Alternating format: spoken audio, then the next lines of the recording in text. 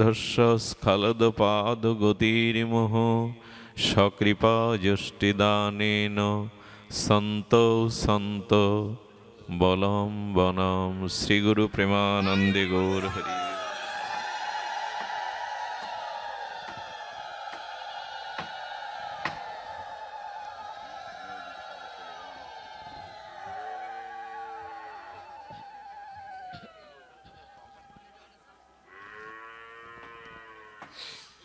কলৈবং মাস্মগম পার্থ নৈনত পর্যুর্যতে ক্ষুদ্র হৃদয়ং দৌর্বল্যং ত্যক্ততিষ্ঠ পরম তপ। কলিপাবন অবতার পরম প্রেমময় প্রেম পরতত্ত্ব সীমা রাধা মাধব মিলিত তনু পরম করুণা বরুণালয় শ্রী শ্রী শচীনন্দন নদিয়া বিহারী গৌরহরি পরম পাবন পতিত উদ্ধারণ পতিত তারণ চিন্তামণি দাতা শিরোমণি পরম দয়াল পরম কারণিক শ্রী নিতাই চাঁদের মহা অনুকম্পায় শ্রী শ্রী গান্ধার্বিকা গিরিধারীর অপর করুণায় বঙ্গবসুন্ধরার চমুর্দি গোপাল গৌর সেবাশ্রমে যে মহান মহতি ভক্তিযোগ্য ভাগবতীয় যজ্ঞ সুধা যজ্ঞ ৬৪ মহন্তের গৌর গোবিন্দ বৈষ্ণব ভোগ আরাধনা তৎসহ এই মহামাঙ্গলিক ভাগবতীয় অমৃত যজ্ঞে সুধা যজ্ঞে শুভারম্ভে প্রারম্ভে প্রথম দিবসীয় ভাগবত প্রবচনে সর্বপ্রথমে শ্রীগুরুপাদ পদ্মে পরার্ধ কোটি দণ্ডবৎ প্রণতি জ্ঞাপন পূর্বক আজকের এই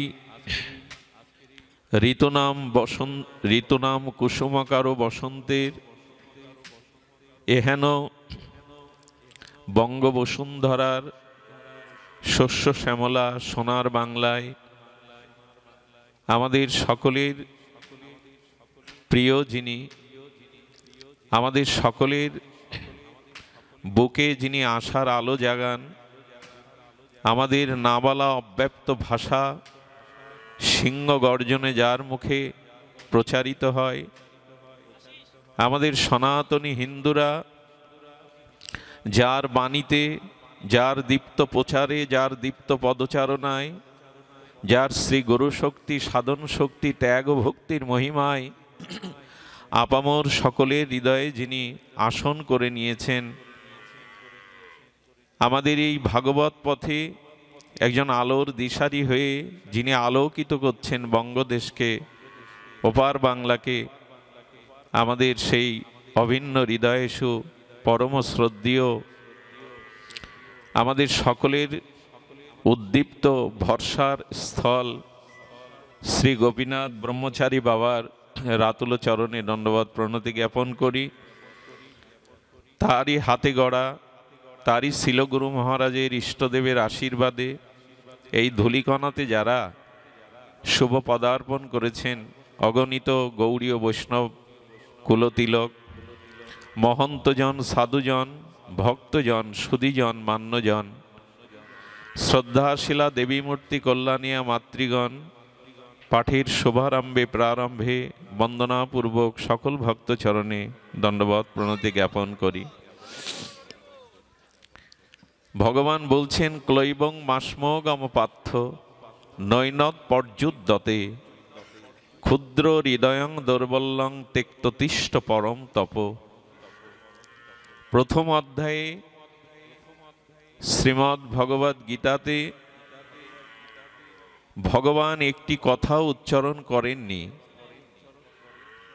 সম্মুখে তৃতীয় পাণ্ডব অর্জুনের কিং কর্তব্য বিমূঢ়তা কার্পণ্য দোষ তার কর্তব্যহীনতায় যখন অর্জুন বীর্যহীন হয়ে সাহসহীন হয়ে কর্তব্য বিমুখ হয়ে তিনি রথপরে ধনুর্বাণ পরিত্যাগ করে তার ভিতরে এলো দৈন্য তার ভিতরে এলো বিষাদ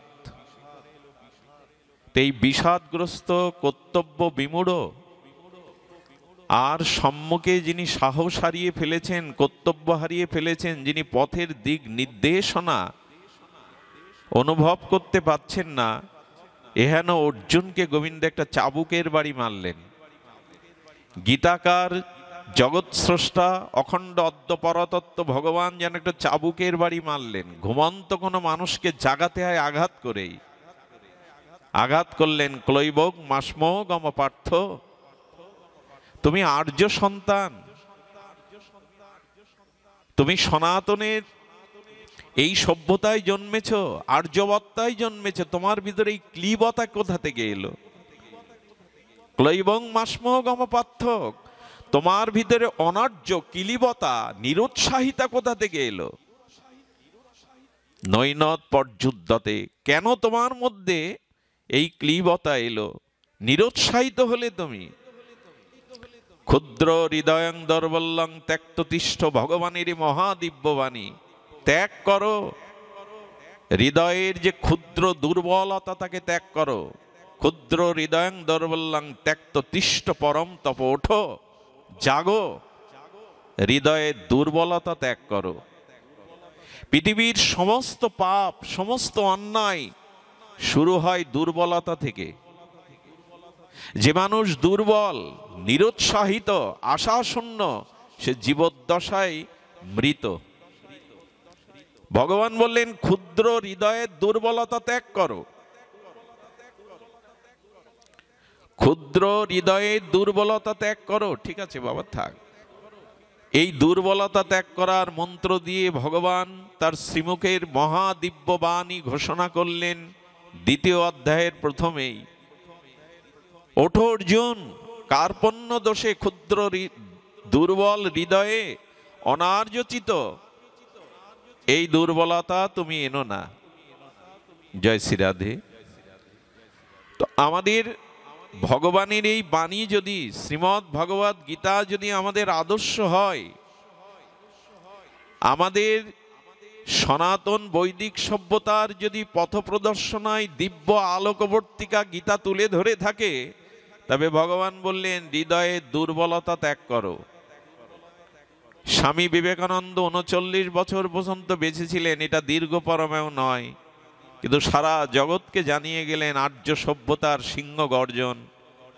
সারা পৃথিবীকে তার বীর্যবত্তা আর্য সভ্যতাকে জানিয়ে জগৎকেই মোহিত করলেন। জগৎগুরু শঙ্করাচার্য, তিনি ৩২ বছরের পরমায়ু নিয়ে বৌদ্ধবাদের হাত থেকে বৈদিক সনাতন বেদকে রক্ষা করলেন, ৪ ধামকে প্রতিষ্ঠা করলেন, বিজয় গৌরব উত্তোলন করলেন সেই বেদের মহাবাণী। ওং পূর্ণমদং পূর্ণমিদং পূর্ণাৎ পূর্ণমুদাচ্যতে পূর্ণস্য পূর্ণমাদায়া পূর্ণমেবাবশিষ্যতে। হে প্রভু, তুমি পূর্ণ, পূর্ণতর, পূর্ণতম, তোমার সবই পূর্ণ। সেই পূর্ণ থেকে যে আমরা এসেছি, আমরা কেন অপূর্ণ হব? আমরা কেন সংকীর্ণ হব? শাস্ত্র বলেছে দীর্ঘ পরমায়ু যদি জগৎ জীব আধ্যাত্মিকতার ধর্মের কল্যাণে না আসে, নিজের উদ্ধারের কল্যাণে না আসে, সে দীর্ঘ পরমায়ু অভিশপ্ত। অল্প দিন পরমায়ু পেয়েও যদি জগতের হিত করে যেতে পারো, মানুষের কল্যাণ করে যেতে পারো, ভগবানের মহাবাণী প্রচারে জীবকে উদ্বুদ্ধ করতে পারো, এই আত্মকল্যাণে পরমায়ু যদি সংক্ষিপ্ত হয়, সেটাই সফলতা। সিংহের মতো একদিন বাঁচো, শৃগালের মতো 100 বছর বেঁচে লাভ নেই। আসলে এই বাণীগুলো যিনি বাংলার ঘরে ঘরে প্রতিটি মানুষের হৃদয়ে জাগরণ ঘটান, তিনি সামনে বসে শুনছেন, এ বাণী তার। আমি যে কথাগুলো বলছি তারই কথা। আজকে তারই আশ্রমে, শ্রী আশ্রমে আমরা এসেছি, তার হৃদয়ের অনুভূতির কথাটি বলছি। দুর্বলতা যদি থাকে তবে সে মরার আগেই মরে যায়। এই দুর্বলতাকে ত্যাগ করার মন্ত্রই ভগবান প্রথমে জানিয়েছেন। ক্লৈবং মাস্মো গমপাত্ত নৈনত পর্যুদ্ধতে ক্ষুদ্র হৃদয়ং দৌর্বল্যং ত্যক্ততিষ্ঠ পরম তপ। বাবাকে বসতে দিন। তো আজ আমাদের এই দুর্বলতাকে ত্যাগ করে ভগবানের দিকে চাইতে হবে, তার মা বাণীর দিকে। ভগবান প্রথমেই বলেছেন, যদি নিজের আত্মকল্যাণ করতে চাও, যদি নিজের জীবনে আদর্শকে প্রতিষ্ঠা করতে চাও, যদি মানুষের কল্যাণে আসতে চাও, তো আগে তোমার ক্ষুদ্র হৃদয়ের দুর্বলতা ত্যাগ করতেই হবে। নাল্পে সুখমস্তি ভমাইব তৎসুখম, ভারতীয় আর্য ঋষিদের এই অমোঘ অনুভূতি সম্পন্ন বাণী, অল্পতে সুখ নাই। আচ্ছা, আমার বাবা যদি সংসারী হতেন, এখানে সংসারী গারস্থ অবলম্বন করে এরকম একটা বাড়ি করে আর সংসার গারস্থে থাকতেন, আজ এই জায়গাটা আশ্রম হতো না।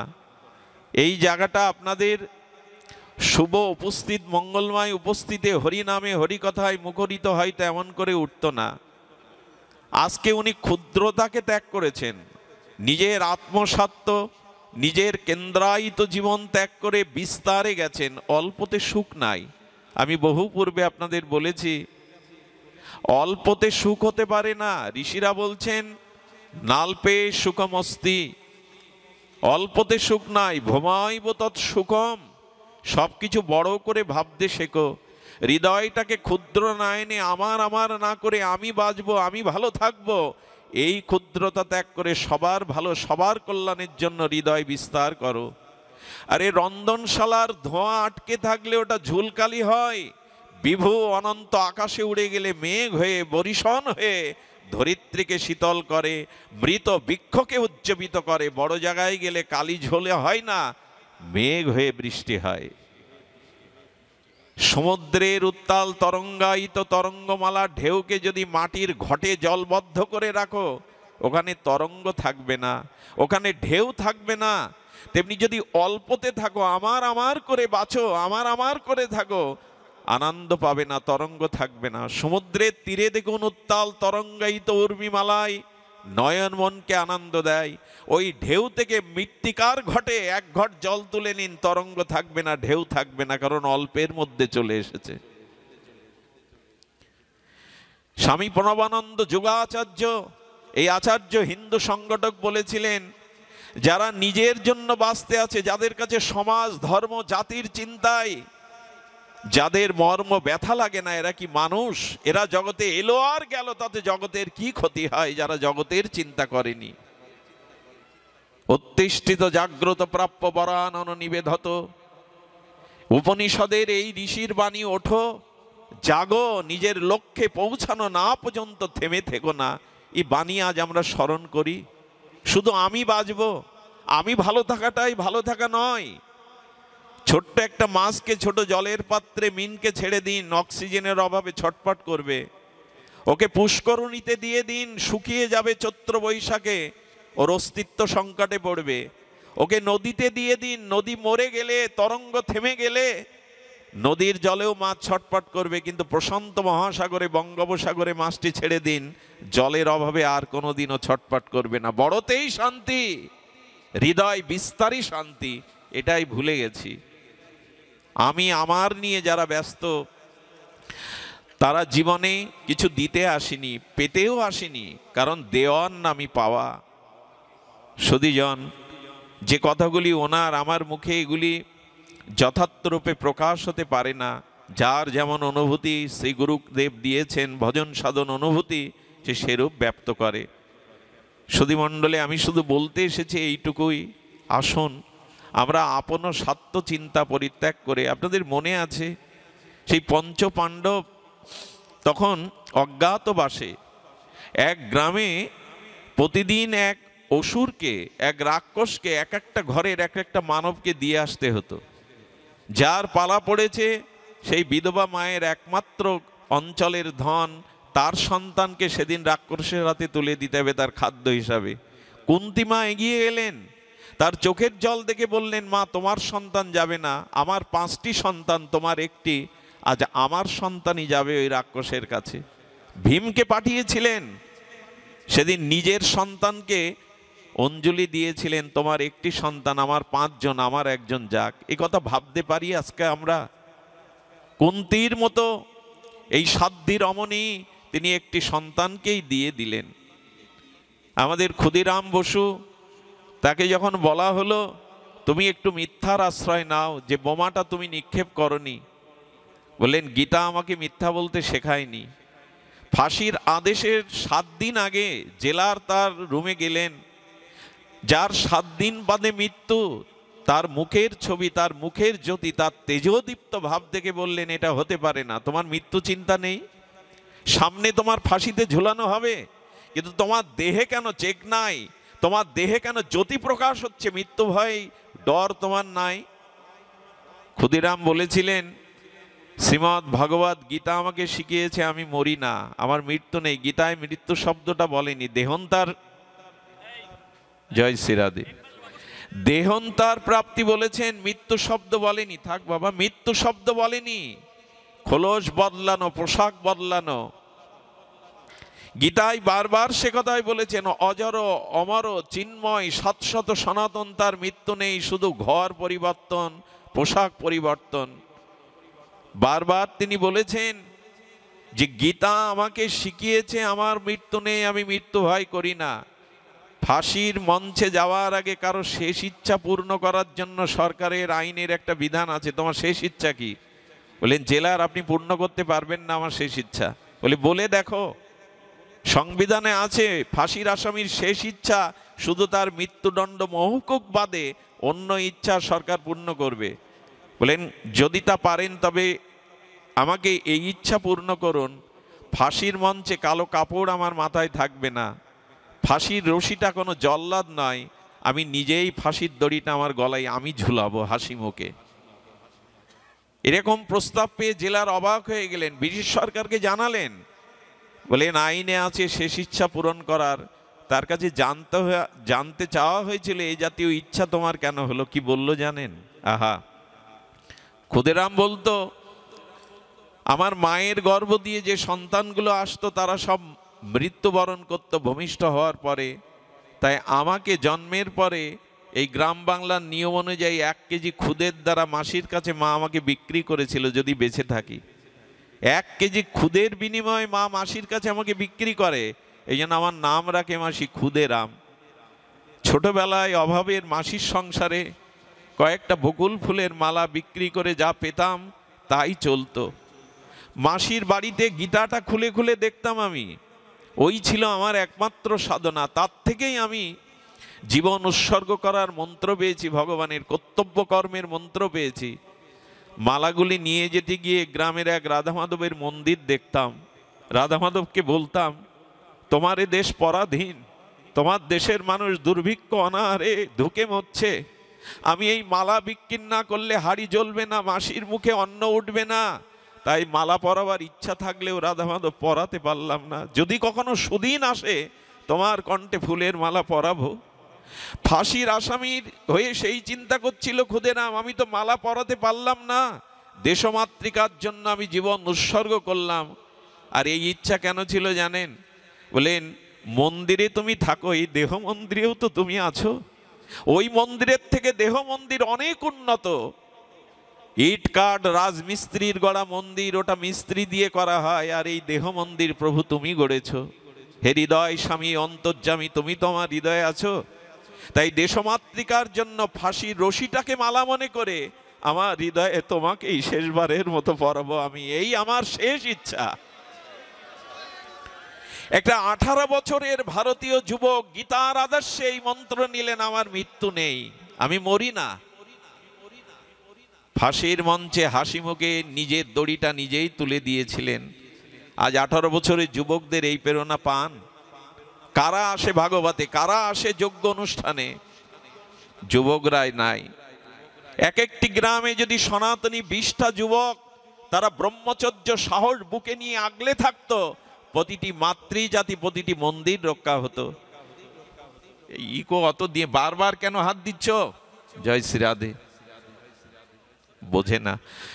শুধু ভক্তগণ শ্রবণ করুন, আজকে কালী মন্দির হচ্ছে, শিব মন্দির হচ্ছে, হরিচাঁদ ঠাকুরের মন্দির হচ্ছে, রাধা মাধবের মন্দির হচ্ছে, গৌড়ীয় মঠ হচ্ছে। স্বামীজি এই দুর্দশাগ্রস্ত যুবকদের দিকে তাকিয়ে অল্প বয়সেই তিনি বলেছিলেন তার শিক্ষক মাস্টার মশাইকে, স্যার যুবকদের অধঃপতনে আমি প্রাণে বাঁচি না, আমার ঘুম হয় না। যুব শক্তি যদি না জাগে ধর্মকে কে রক্ষা করবে? তাই সিদ্ধান্ত নিয়েছি আমি সন্ন্যাস নেব। নিজে ত্যাগ না করলে অন্যকে ত্যাগের মন্ত্র আমি জাগাতে পারবো না। সেদিন বিনোদ সাধু তার স্কুল পড়ুয়া শিক্ষককে এই হৃদয়ের জ্বালা নিবেদন করেছিলেন, আমি ঘুম হয় না, আমি জ্বলছি। যুবকদের কি দুরবস্থা, তারা নৈতিক চরিত্র, তারা আদর্শ হারিয়ে বিপদগামী হচ্ছে, আমরা তাদের আলোর পথ, আশার পথ দেখাতে পাচ্ছি না। আপনি আশীর্বাদ করুন, গম্ভীরানাথের কাছে দীক্ষা নিয়ে এই বিনোদ সাধু স্বামী প্রভানন্দ নামে হিন্দু সংগঠনের জন্যই এমন করে ভেবেছিলেন। তিনি বলেছিলেন কালী মন্দির, শিব মন্দির, কৃষ্ণ মন্দির হোক, হরিচাঁদ ঠাকুরের মন্দির হোক, কিন্তু হিন্দু জাতির মধ্যে প্রত্যেকটা গ্রামে আরেকটি মন্দির হোক, যে মন্দিরের নাম হবে মিলন মন্দির। সেখানে অন্য কোনো বিগ্রহ থাকবে না, শুধু বৈদিক মন্ত্র, গীতার মন্ত্র থাকবে। কারণ বেদের মন্ত্র, শ্রী গীতার মহাবাণী কোনো সম্প্রদায়কে বিভাজন করেনি, এটা সার্বভৌম বাণী। গীতার মন্ত্র ওঙ্কার বেদধ্বনি থাকবে সেই মন্দিরে। এই মন্দিরের কাজ হবে নিজের জাতির সমস্যা, পাড়া প্রতিবেশীর সমস্যা, হিন্দু জাতির সমস্যাটা অন্যের কাছে না গিয়ে এই মিলন মন্দিরে এসে মীমাংসা করা, নিজেদের সুখ দুঃখ ভাগাভাগি করে নেওয়া। আজকে সব মন্দির আছে সনাতন হিন্দুদের, শুধু মিলন মন্দির নাই, শুধু মিলনের মন্দিরটা নাই, যে আমাদের সমস্যাগুলো আমরা এক জায়গায় বসে বিবেচনা করব। আমাদের এই মিলন আছে। একটি ফুলে কখনো মালা হয় না, বহুগুলো ফুল একটি সুতাতে গ্রথিত হয়েই তবে পুষ্পমালা হয়। যেদিন আমরা এই মিলনের সুতায় হিন্দুরা একত্রিত হতে পারবো, সেই দিন আমাদের জীবনের অস্তিত্ব ফিরে আসবে। বলে বলে তিনি থেমে গিয়েছিলেন। প্রণব মঠ প্রতিষ্ঠা করেছিলেন এই বঙ্গদেশে। তিনি জাগিয়েছিলেন তুমি আর্য সন্তান। মহামৃত্যু সম্পর্কে তার মহাবাণী দিয়েছিলেন, ভীরুতা, কাপুরুষতা, এটাই মহামৃত্যু। আত্মবিস্মৃতি মহামৃত্যু। মরার আগে সে মহামৃত্যু পড়েছে যে কে আমি যে জানে না। নৈনং সিদ্ধান্তে নৈনং দহতি পাবক ন ক্লেদান্ত শোষিত মারুত, এই বাণী কি মনে রেখেছি আমরা? উত্তিষ্ঠিত জাগ্রত প্রাপ্য বরানন, ওঠো জাগো, না, মনে রাখিনি। সুধীবৃন্দ, এই বীর্যবত্তার আর্য সনাতন সভ্যতার ইতিহাস বড় ব্যাপক, বিস্তৃতি। কিন্তু আজ কোথায় আমরা? আজ আমরা কোথায়? আমি যদি সমাজের, জাতির জন্য না ভাবলাম, শুধু নিজের পরিবার, নিজের স্বার্থ নিয়েই কাটালাম, তবে এই জীবন সার্থক হতে পারে না। এই ক্ষুদ্র দুর্বলতার বেঁচে থাকার নামই মৃত্যুর নামান্তর। তাই বলেছিলেন আসো যদি পারো। স্বামীজি একথাও বলেছিলেন, আমি ঈশ্বরে মুক্তি চাই না, আমি বৃষ্টি হয়ে সমুদ্রে মিশে যেতে চাই না, বৃষ্টির এক বিন্দু হয়ে কোনো তপ্ত বালুর উপরে পড়তে চাই। কেন জানো? সান্ত্বনা এইটুকু যে একটা তপ্ত বালুকে আমি শীতলতা দিতে পেরেছি। মুক্তি পেয়ে কি করব আমি? সকলের মাঝেই, সকলের কল্যাণে যদি জীবন উৎসর্গ করা যায়, এর নামই হলো মৃত্যু নয়, মহামৃত্যু। তখন জগৎ থেকে আপনার প্রস্থান হবে না, মহাপ্রস্থান হবে। সেই কাজটি ব্রতী করে তুলে নিয়েছিলেন আমাদের সবার প্রিয়, আমাদের সকলের হৃদয়ের সাহসী যে কণ্ঠ ছিল গোপীনাথ ব্রহ্মচারী বাবা। জানি না গুরু কি কৃপা করেছেন তাকে, কোন মহতের শুভদৃষ্টি পড়েছে। এইটুকু মানুষটা যে সাহস বুকে নিয়ে যে প্রেক্ষাপটে এই সনাতনের সামনে দাঁড়িয়েছে, এটা মনে করি গুরু গোবিন্দেরই কৃপা, ভাগবতেরই কৃপা। এই জন্য অনুরোধ করব, বিভেদ করা সহজ, দলাদলি করা সহজ, এগুলো যে কেউ পারে, সমালোচনা করা সহজ, কিন্তু বিচার করে মিলন ঘটানো, একত্রিত হওয়া, জাতি ধর্মের জন্য কিছু করা, এটা মুখে বলার কাজ না। এই জন্য জীবন যৌবন, জীবনের সর্বস্ব অর্পণ করতে হয়। মানুষ তোমাকে দেখে কেন জাগবে? মানুষ কেন তোমার আদর্শ বুকে নিয়ে বেড়ে উঠবে? যদি তোমার ত্যাগ না থাকে, সংযম না থাকে, ব্রহ্মচর্য না থাকে, বীর্যবত্তা না থাকে। স্বামীজি বলতেন, এখন আমাদের অবস্থা কেমন? এক সিংহী, তাকে তীর বিদ্ধ করে শিকারী যখন গুলি করেছে, সিংহীটা গর্বিণী ছিল, দৌড়াতে দৌড়াতে মেষ ভেড়ার পালের মধ্যে সিংহী প্রসাব করেছে, সিংহীর বৎস বা বাচ্চা প্রসাব করে সিংহী মারা গেল। জন্মালো কোথায়? ভেড়ার দলের মধ্যে। ওই জন্মের পরেই তার মায়ের দুধ পায়নি ওই সিংহীর বাচ্চাটা, ভেড়ার দুধে ওইখানেই ওদের সাথে চলতে চলতে ওদের অভ্যস্ত সংস্কারে ও ঘাস খেতে খেতে বড় হয়েছে। সিংহ ঘাস খায় কখনো? ওদের খেতে খেতে যখন একটু বড় হয়েছে, ও আর সিংহ গর্জন ভুলে গেছে, ও মেষের মতো ম্যাও ম্যাও করে ডাকে। অনেক দিন পরে তার স্বজাতীয় একটি সিংহ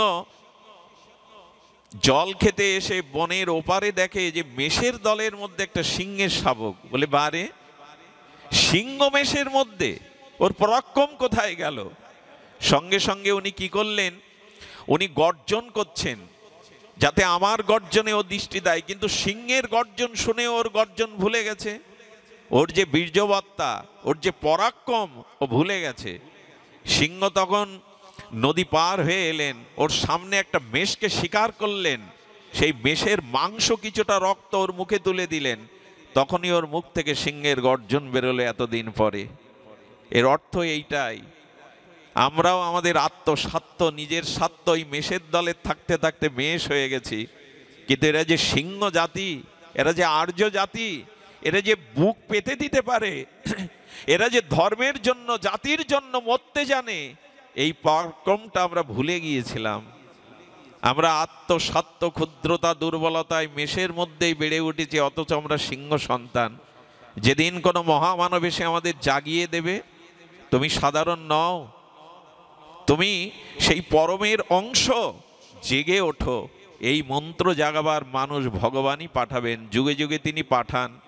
নিজে যখন আসতে পারেন না, তার কোনো প্রতিনিধি পাঠান, সন্ত পাঠান, সাধু পাঠান, মহাপুরুষকে পাঠান এই জগৎকে জাগাবার জন্য।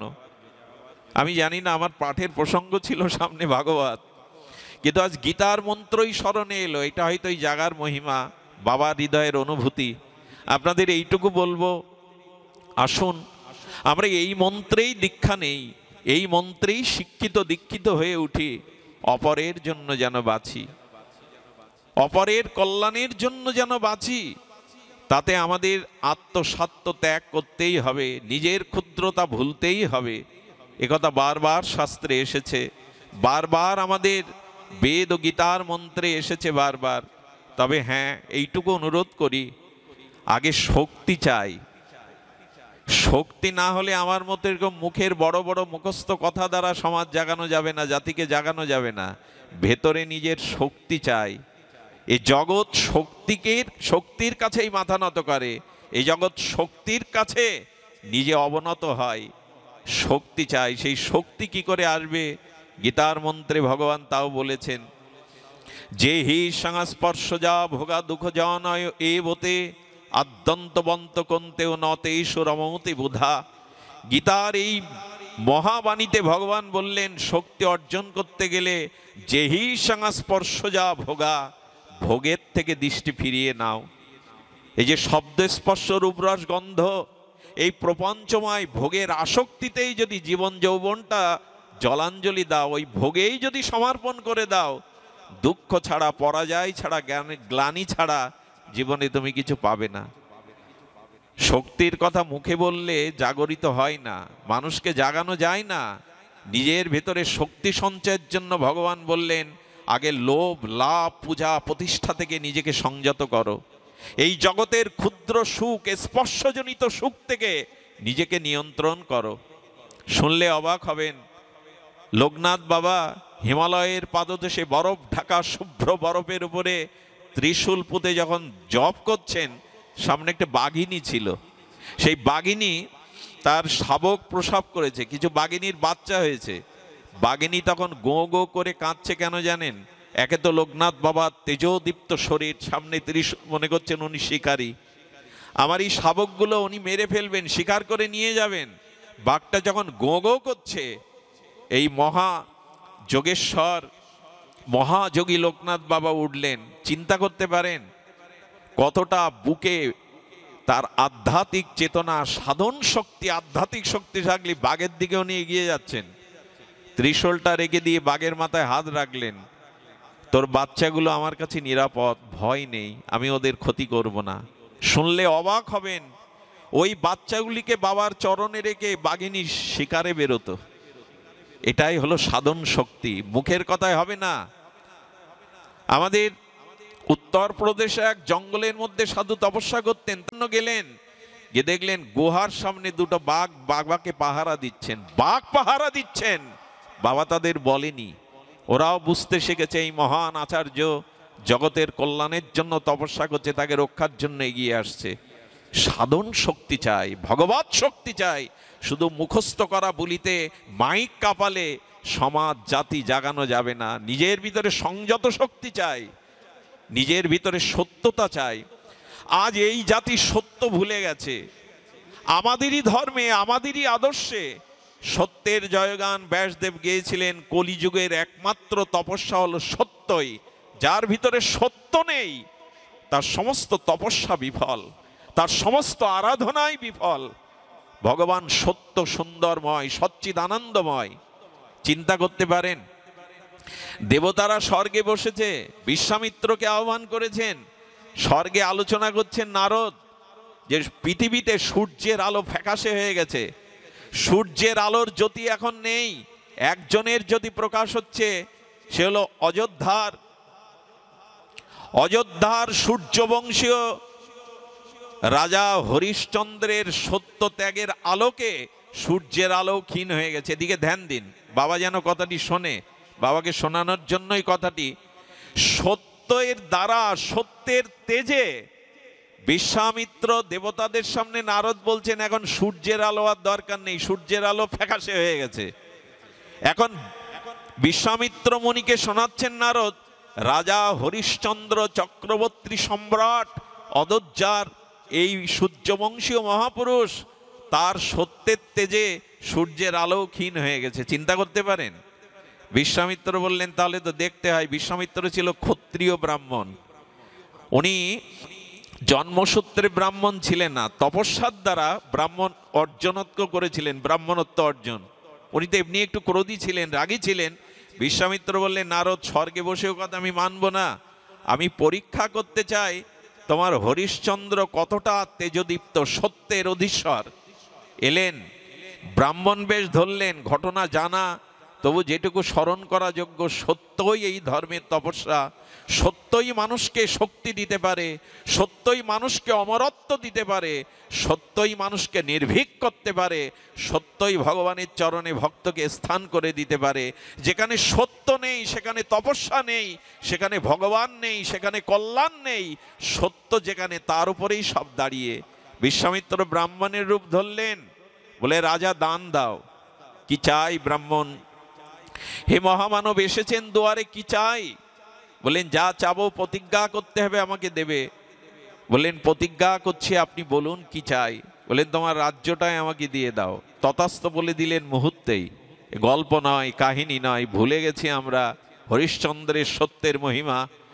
রাজ্য দিয়ে দেওয়ার পরে বললেন রাজ্য দিলে তার দক্ষিণা দিতে হয়, রাজকোষ এখন আমার, ওর থেকে তুমি দক্ষিণা দিতে পারবে না, দক্ষিণা ছাড়া দান হয় না। বললেন 1 মাস সময় দিন, 1 মাসের মধ্যেই আমি এর অংশের দক্ষিণা আপনার হাতে অর্পণ করব। বললেন রাজপ্রাসাদ ছেড়ে দাও। সব ছেড়ে দিয়ে শৈবা স্ত্রীকে নিয়ে আর রোহিতকে নিয়ে পথে বেরোলেন। সমগ্র অযোধ্যাবাসী দেখছে, এই দেখো, এই দেখো আমাদের রাজ্য কৃষ্টি সত্য রক্ষার জন্য আজ রাজা রানীকে নিয়ে রাজপথে নেমেছেন। সব হাই হাই করছে, সকলে স্তুতি করছে, সকলে প্রণাম করছে চোখের জলে। যে রানীকে বছরে একবার আমরা দেখতাম শোভাযাত্রায়, এক কাপড়ে রানী বেরিয়েছেন, রোহিতাশ্ব বেরিয়েছেন তার রাজপুত্র। ঘুরতে ঘুরতে ঘুরতে কাশিতে এলেন। দক্ষিণাস্বদের আর 1 দিন বাকি। বিশ্বামিত্র আবার এসে হাজির হলেন ব্রাহ্মণ রূপে। দক্ষিণা 1 দিন বাকি আছে, ধৈর্য ধরুন, আমি দক্ষিণা শোধ করবার প্রয়াস করছি। আমি সত্য রক্ষার জন্য দৃঢ় প্রতিজ্ঞ। কি করেছিলেন জানেন? সব থেকে প্রাচীন শহর মুক্তিতীর্থ বারাণসী কাশীতে গিয়ে, তখন দাস প্রথা ছিল, দাস দাসী বিক্রি হতো। এখন যেমন গ্রাম বাংলায় জন বিক্রি হয়, 1 মাসের ধান কাটা জন, এক জায়গায় বসে তারা, তাদের অস্ত্র নিয়ে, কোদাল নিয়ে বা কাছি নিয়ে বসে, ঝুড়ি নিয়ে। সেদিন ভারত সূর্যবংশীয় চক্রবর্তী সম্রাট রাজা হরিশ্চন্দ্র নিজের স্ত্রী পুত্র নিয়ে বিক্রি হওয়ার জন্য দাসীদের কাছে গিয়ে বসলেন, যেখানে দাস প্রথায় বিক্রি হয়। একথা মুখে বলছি, আপনারাও বসে শুনছেন, ভাবতে পারেন। চক্রবর্তী সম্রাট রাজা হরিশ্চন্দ্র, লোক এসে দেখছে লোকটা চেহারা ভালো, রমণী সুন্দরী বসেছে, এরা কি দাসী রূপে বিক্রি হবে? বিশ্বামিত্র বললেন, বিক্রি আর হবে কি? নিজেই একজন গৃহস্থের রূপ ধরে এসে বলছেন, দেখো তোমাদের দুজনকে কিনতে পারবো না, এই রমণীকে কিনবো, কারণ আমার স্ত্রী অসুস্থ, সামনে 1 মাস যজ্ঞ, তার সহায়তার জন্য একজন সেবিকা লাগবে, ওকে বিক্রি করো। স্ত্রীকে বিক্রি করে দিলেন। স্ত্রী যখন হরিশ্চন্দ্রকে প্রণাম করে যাচ্ছেন, এই অর্থে আপনি ঋণ মুক্ত হন, আপনি দক্ষিণা দিন। রোহিদাস তার মায়ের আঁচল ধরে কাঁদছে, মা তোমাকে ছাড়া আমি থাকতে পারবো না, তুমি আমাকে নিয়ে যাও যেখানে যাচ্ছ। বলেন, দেখো তোমার এই ছেলে কিন্তু আমি নিতে পারবো না, আমার যজ্ঞের কাজ, বাচ্চা কাচ্চা ওখানে চলবে না, ওকে ছেড়ে যেতে হবে। বলেন, আমি যে খাদ্য পাবো তাই দিয়েই ওকে বাঁচিয়ে রাখবো, কৃপা করুন, ও মা ছাড়া থাকতে পারবে না। আজ মা রোহিত মিলে গেলেন সেখানে, ওইখানে নিজেকে বিক্রি করবার জন্য হরিশ্চন্দ্র বসে রইলেন। সন্ধ্যা হব আজই দক্ষিণা দেওয়ার শেষ দিন। আবার ব্রাহ্মণ বেশে আসলেন বিশ্বামিত্র, সত্যের পরীক্ষা নিচ্ছেন তিনি। এসে বললেন, দেখো আমার একটি শ্মশান আছে, দশমেধ ঘাটের শ্মশান আছে এই কাশীতেই, তুমি চণ্ডাল রূপে রক্ষক হয়ে কি বিক্রি হবে?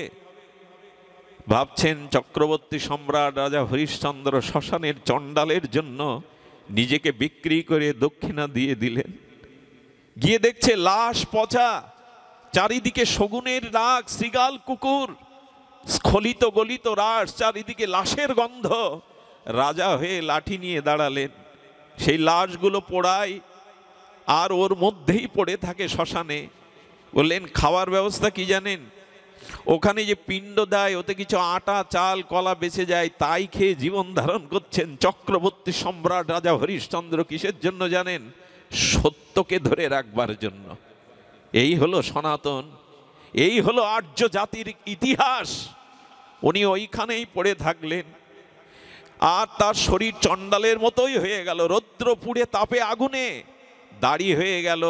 ওই যা কিছু পাই সত্য রক্ষার জন্য লাঠি হাতে দাঁড়িয়ে থাকে, আমরা কল্পনাও করতে পারবো না। কেউ ভাববেন না আমি উপন্যাসের গল্প শোনাচ্ছি আপনাদের। রামচন্দ্রের পূর্বপুরুষ রাজা হরিশ্চন্দ্রের ইতিহাস এটা, আজ আমরা ভুলে গেছি। ওই চণ্ডাল হয়ে দাঁড়িয়ে উনি কর্তব্য পালন করছেন। ঘটে গেল ওনার স্ত্রী, উনি যখন যজ্ঞের জন্য রোহিদাসকে বললেন, রোহিত যা তো বাবা, ফুলের বাগান কিছু ফুল তুলে নিয়ে আয়। রোহিদাস ফুলের বাগানে গিয়ে ফুল তুলতে গিয়ে যেটা ঘটেছিল আপনারা জানেন। বিষাক্ত কাল সর্প দংশনে ওইখানে দংশিত হয়ে বিষে ছটপট করছে। আর একটি কথা, আমার মাকে বলো, আমার মাকে জানিয়ে দাও, আমাকে সর্প আঘাত করেছে, আমার মাকে জানিয়ে দাও। মা ছিল কাজে, কেউ তাকে সংবাদ দেয়নি। অনেকক্ষণ পর রোহিত না ফেরায় এই কাঙালিনী মা এসে দেখলেন ধুলায় ধূসারিত লোহিতের লাশ। কি করবেন? চিৎকার করে কাঁদছেন, ওরে তোকে নূতন কাপড় নিয়ে, নূতন বস্ত্র দিয়ে শ্মশানে নিয়ে যাওয়ার আমার সামর্থ্য নাই। কোন পরীক্ষা নিচ্ছ প্রভু? নিজের কাপড় আর্ধেক কেটে তাকে ঢেকে নিলেন, নিয়ে শ্মশানে নিয়ে গেছেন কাঁধে করে। সত্যের জন্য ত্যাগ স্বীকার করতে হয়। মানুষের কল্যাণ করতে গেলে, জাতি ধর্মের কল্যাণ করতে গেলে সত্য চাই, ত্যাগ চাই। নিয়ে গেলেন শ্মশানে, সন্ধ্যার আধারে ওইখানে নিয়ে গিয়ে কাঁদছেন, কে গো আছে ও শ্মশানদারি, আমার ছেলেকে দাহ করার ব্যবস্থা করো। যখন আধার আলোতে এসে হরিশ্চন্দ্র দাঁড়ালেন, এই মানুষটার কান্না দেখলেন। বলছেন, কে? বলে, আমার একমাত্র পুত্র চলে গেছে। বলে, এখানে একটি নিয়ম আছে, কড়ি না দিলে তো আমি পড়াতে পারবো না, আমি আজ্ঞাবাহী কর্মচারী। কি করলেন জানেন? কড়ি নাই, আমি ভিক্ষাও যেতে পারবো না, এখন রাত হয়ে গেছে। কাপড়ের আর অর্ধেকটা ছিঁড়ে বললেন, এই বস্ত্রটা দক্ষিণা রূপে আমার ছেলেকে দাহ করার ব্যবস্থা করুন। যখনই বিদ্যুৎ চমকালো, দেখছেন তার একমাত্র রোহিত পড়ে আছে মায়ের কোলে। রোহিত বাবা, তুই চলে গেলি, আর কত পরীক্ষা নিতে হবে, আর কত পরীক্ষা নেবে তুমি? নিজের ছেলেকে চিতায় তুলে আগুন দেওয়ার আগে নিজের স্ত্রীকে বলছেন শৈবাকে, এসো এসো। আজ একই চিতাতেই তিনজন পুড়ে যায় আর জগৎকে জানিয়ে যায় আমি সত্য রক্ষার জন্য সর্বস্ব ত্যাগ করতে পারি। এসো, আজ একই চিতাতে সত্যের জন্য আমরা এমনি করেই জ্বলব। চিতায় আগুন যখন লাগাবে তখনই বিশ্বামিত্র স্বরূপে এলেন। বিশ্বামিত্রের মতো কঠিন এই ঋষির চোখেও জল ভরে গেছে। রাজা, সূর্যবংশীয় হয়ে এত সত্যের তোমার দৃঢ়তা। মাথা নত করে বললেন, আশীর্বাদ করছি, পৃথিবীর ইতিহাসে তোমার এই সত্য স্বর্ণাক্ষরে লিখিত হবে। আর্য সনাতন জাতি এই সত্য, এই ত্যাগ চিরদিন মনে রাখবে। আর যদি ভগবান আসেন তো তোমার বংশেই আসবে যাদের এত বড় সত্য, এত বড় ত্যাগ আছে। এই বংশেই রঘুপতি রামচন্দ্র এসেছিলেন, এই বংশেই রঘুপতি রাজীবলোচন রামচন্দ্রই এসেছিলেন। বিশ্বামিত্র বললেন, বর নাও, বর নাও হরিশ্চন্দ্র, আজ আমি প্রসন্ন, তোমার মতো সত্যবাদিতা ত্যাগবাদিতা এই দৃষ্টান্ত দেখে বর নাও। কি বর চাইলো জানেন? হরিশ্চন্দ্র হাত জোড় করে বর চাইছেন, এই বর দিন, এত কঠোর পরীক্ষা জীবনে আর কাউকে আপনি নিবেন না, এই বর দিন, আর কাউকে এই জাতীয় কঠোর পরীক্ষা আপনি নেবেন না। আমরা কতটুকু স্বার্থ ত্যাগ করেছি, কতটুকু সত্যকে জড়িয়ে ধরার জন্য নিজের সুখ জলাঞ্জলি দিয়েছি। যদি না দিতে পারি তবে আত্মকেন্দ্রিক জীবন যাপন করে লাভ নেই। পৃথিবীতে কত কোটি লোক এখন মারা যাচ্ছে, একটি শতকে একটি দশকে কত লোক জন্মাচ্ছে, মারা যাচ্ছে, পৃথিবীর কি এসে যায়? বৃক্ষের ফল যেমন বৃক্ষের জন্য নয় অন্যের জন্য, মায়ের স্তনের দুগ্ধ যেমন মায়ের জন্য নয় সন্তানের জন্য, নদীর জল যেমন নদীর তৃষ্ণা মিটায় না অন্যের তৃষ্ণা মিটায়, গাভীর দুগ্ধ যেমন বৎসের জন্য অন্যের জন্য গাভীর জন্য না, তেমন আমাদের জীবনটা, ধন ঐশ্বর্য বলটা যদি ধর্মের জন্য অন্যের জন্য না হয়, আমরা নিজেও কিছু পাবো না, জগৎকেও কিছু দিতে পারবো না। তাই আসুন আমাদের এই ত্যাগ এবং সত্যের মন্ত্রই আমরা দাঁড়াই। আর এই দাঁড়ানোর জন্য সম্মুখে যাদের দরকার তাদের পাবেন। এই সনাতন ধর্ম কখন আদর্শ ত্যাগীর অভাব হয়নি। একটা জিনিস জানবেন, সনাতন কোনো কাচের গ্লাস নয়। গোবিন্দ নিজেই বলেছেন, স্বয়ং সনাতনের রক্ষক আমি। চিন্তা করতে পারেন, ভগবান বললেন এই ধর্মের রক্ষক আমি। স্বয়ং ভগবান বললেন, আমি বারবার আসবো, যতবার প্রয়োজন হবে ততবার আসবো, সাধু রূপে, সন্ত রূপে, মহৎ রূপে, ত্যাগী রূপে আমি আসবো। ভয় পেও না, অমাবস্যা কেটে গিয়ে আবার পূর্ণিমা আসবে। ভাটাকে শুধু দেখো না, জোয়ার আবার আসবে। এ কথা মনীষীরাই বলে গেছেন। অমানিসার অন্ধকারে ভয় পেও না, আড়ালে তার সূর্য হাসছে। আমাদের মধ্যে এই বল, এই ভরসা থাকুক। আমাদের সেই জয়গানে আমরা জেগে উঠি, যেন আত্মবিস্মৃতির কবলিত আমরা না হই, আত্মকেন্দ্রিক জীবনযাপন যেন না করি। চৈতন্য মহাপ্রভু বিষ্ণুপ্রিয়াকে ছেড়ে, তার নবদ্বীপের শ্রেষ্ঠ অদ্বিতীয় পাণ্ডিত্য ছেড়ে, সচী মাকে ছেড়ে 24 বছর বয়সে ত্যাগ বৈরাগ্যের কেন মন্ত্র নিলেন? জাতি, ধর্ম, মানুষকে উৎসের পথ দেখানোর জন্য। নিত্যানন্দ প্রভু 20টা বছর ধরে ভারতের আনাচে কানাচে পদব্রজে হেঁটে দেখেছেন এই জাতির দুর্দশা। তীর্থ পরিভ্রমণ করেছেন 1-2 বছর নয়, 20টা বছর। এই জন্য মহাপ্রভুর থেকে নিত্যানন্দের ভূমিকা ছিল আরো বৃহৎ। মহাপ্রভু নবদ্বীপের 24 বছর, সন্ন্যাসের 24 বছর, 18 বছর দীর্ঘ, শেষ 12 বছর তিনি গাম্ভীরা থেকে বেরোননি। কে জীবের দ্বারে দ্বারে গিয়ে নাম প্রেম ব্রত প্রচার করলেন? নিত্যানন্দ প্রভু। উনি পদব্রজে 20টা বছর ধরে মানুষের দুঃখ কষ্ট দেখেছিলেন, যে জাতির কি দুর্দশা। এই জন্য তিনি পরমানন্দ হয়েছিলেন, অক্রোধ হয়েছিলেন, দায়িত্ব তুলে নিয়েছিলেন নিজের কাঁধে। জনজীবনের দ্বারে দ্বারে গিয়েছেন এই সংকর্ষণ অংশী আমাদের অবধূত নিত্যানন্দ। এ কি আমরা ভুলে যাব? বারবার আসবেন তিনি, বারবার পাঠাবেন তার প্রতিনিধি।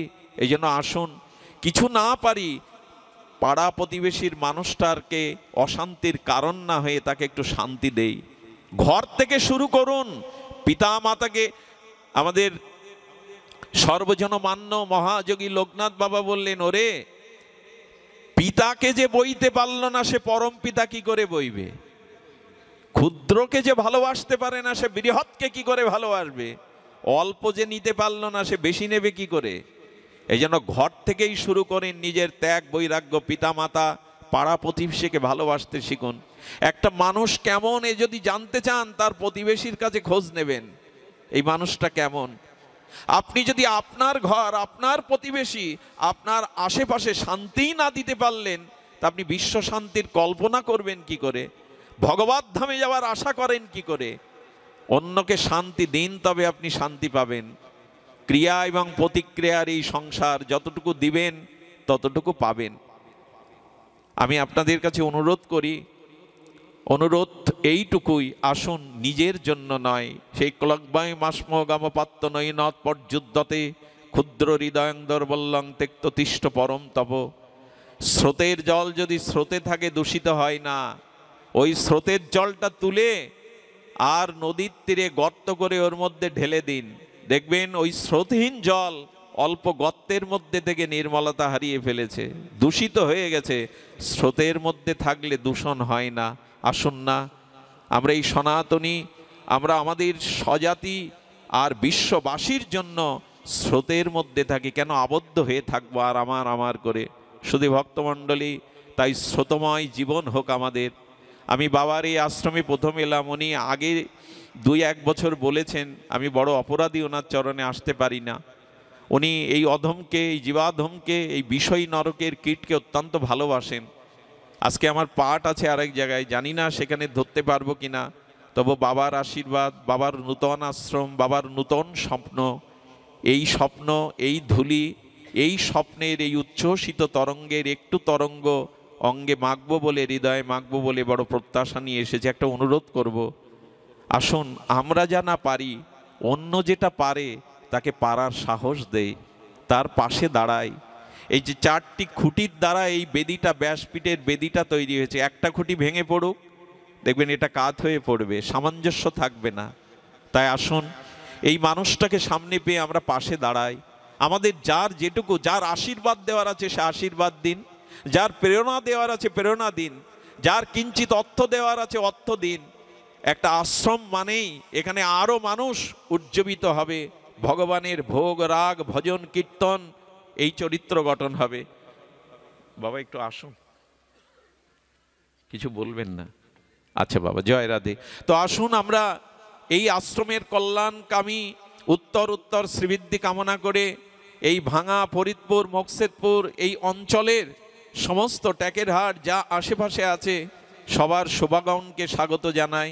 এই অনুষ্ঠানের সাফল্য কামনা করি এবং আপনাদের মঙ্গল কামনা করে সর্বাঙ্গীন এই জীবাধমের জন্য আপনাদের চরণ ধুলি প্রার্থনা করে আজকে এইটুকুই একটা দক্ষিণা চাইবো আপনাদের কাছে। প্রায় আমি এখন একটু দক্ষিণা চাইছি না, আমি হাত পেতে অর্থের দক্ষিণা চাইবো না, আপনাদের কাছে চাইছি কাল থেকে 1 মালা করে হরিনাম জপ করুন, কাল থেকে একবার করে পিতামাতার চরণে প্রণাম করুন, কালকের থেকে অন্তত একবার পিতামাতার চরণে প্রণাম করুন। এই হলো ভাগবতের দক্ষিণা। আর সাধুগুরু বৈষ্ণব সঙ্গে হরি কথাতেই জীবন অতিবাহিত করুন, এই প্রার্থনা করে আপনাদের সর্বাঙ্গীন মঙ্গল কামনা করে আমার 2টি কথা আমি এখানেই বিশ্রাম রাখছি। আপনাদের সকলের জন্য বাবা প্রসাদের ব্যবস্থা করেছেন, আপনার প্রসাদ আস্বাদন করে তবে গৃহে ফিরবেন।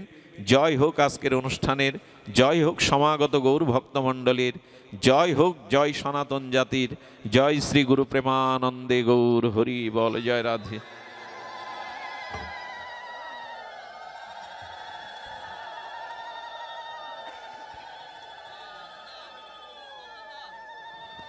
সবাই ভালো মা?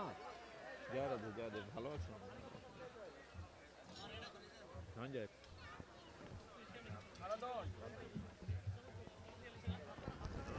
বাবা বাবা বলছিল যে বাবা সেই ডেটটা মনে আছে তো? কোথায়? ওই যে নবাবগঞ্জে, নবাবগঞ্জে সেই বাবা। আপনার সেই 29 তারিখ, তো আমি একটু তেওড়েই পড়ে গেছি, তারপরে চেষ্টা করছি বাবা।